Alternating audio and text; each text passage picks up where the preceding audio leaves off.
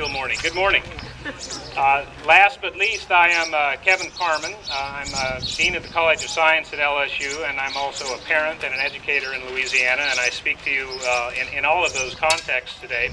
I, too, want to join previous speakers in thanking Zack and applauding him for his extraordinary energy and taking this initiative on, and a special thanks to Senator Peterson for carrying this bill forward, which is critically important.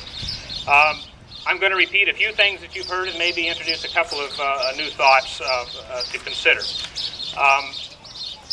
Again, I want to emphasize that I'm speaking as a parent, as a scientist, and as an educator.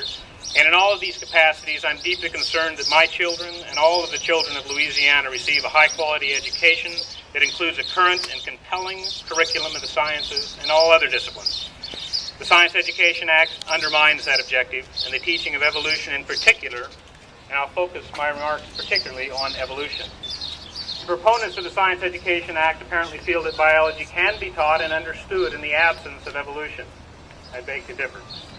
Evolution is as integral to the understanding of biology as atoms are to the understanding of chemistry. Most of us may think of evolution as something that happened in the past, and we see visions of dinosaurs and saber-toothed tigers.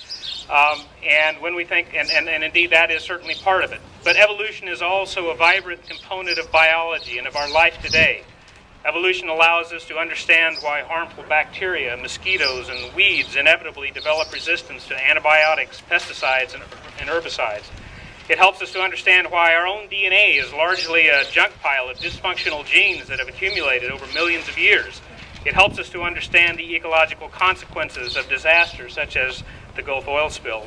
And perhaps most importantly to us humans, evolution provides us with a vast potential toolkit of solutions to the challenges that we face in the areas of healthcare, energy, and the environment. It is simply impossible to truly understand biology, let alone the history of our planet, if we do not have a deep appreciation of evolution. Of more immediate concern, students who lack this understanding will not be competitive in this amazing age of biotechnological advances. Proponents of the Science Education Act claim that it provides an understanding to teach the controversy, as they phrase it, on topics such as evolution, and to provide teachers with what they refer to as supplemental materials. Unfortunately, the controversy to which they refer is a fabrication of their own making. It saddens me that a few misguided individuals are using this legislation to drive a wedge between science and religion, and I'm very pleased that many leaders of the religious community have stepped forward in support of the repeal of the Science Education Act. I also, as a scholar, had to do a little bit of research on this, and I thought I'd look and see what sort of publications that might have appeared on intelligent design versus evolution. And there's an online resource called the Web of Science where you can look up scientific publications over the last 100 years. And I started looking for publications on evolution and quickly found that I saturated the system and ultimately limited my search to publications at over $100,000. You shut down the program. Over 100,000 publications it shuts down. So I just searched from 2010 on and found that there were 60,880 publications that were published with the topic of evolution. I then searched on intelligent design. I found 24 articles. All 24 of those articles focused on the debate, the controversy that we're talking about today. None of them offered any scientific evidence in support of intelligent design. And that is because intelligent design, creationism, or whatever label one might assign to it, is not science. As a biologist, it is difficult for me to add anything to the eloquent and compelling argument made by the 42 Nobel laureates who have urged the repeal of the Science Education Act. Dr. Sir Harry Kroto from Florida State University was supposed to be here today to speak. He couldn't make it. As a graduate alum of FSU, I wore garnet in his honor. But as an LSU devotee, I hope he understands where I root on Saturday afternoon. But he and Dr. Kroto and his fellow Nobel laureates represent some of the greatest minds of our generation, and their testimony alone should be sufficient to settle this matter. But it won't be. Nor dare I say will my remarks or any of those of my esteemed colleagues who have spoken today. Nevertheless, this is a battle that we must win.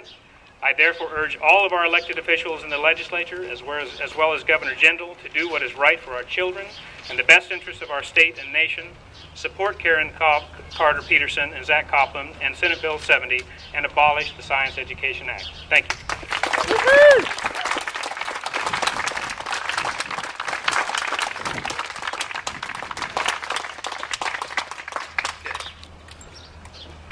I'd just like to thank everyone who's spoken today, and I'd also like to mention there's a couple people who really wanted to be here today and just couldn't make it. As Kevin Carman mentioned, Sir Harry Kroto, a Nobel laureate in chemistry, had wanted to be here, and unfortunately, he could not make it down here.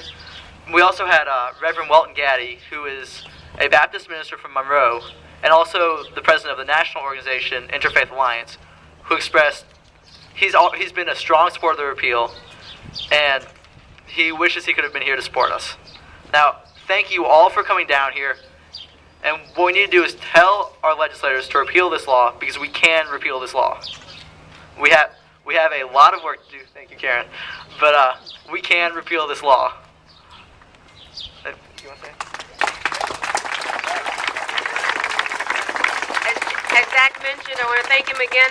We do have a lot of work to do, and it doesn't end here. This is just the beginning of a continuation in our advocacy. And certainly there's a need to email and make phone calls to all legislators, encouraging them to support Senate Bill 70, but also to visit with them and go and spend some time with them and answer some of the questions. Because remember, the other side that is promoting the other side of this, the opposition to this bill, is very strong.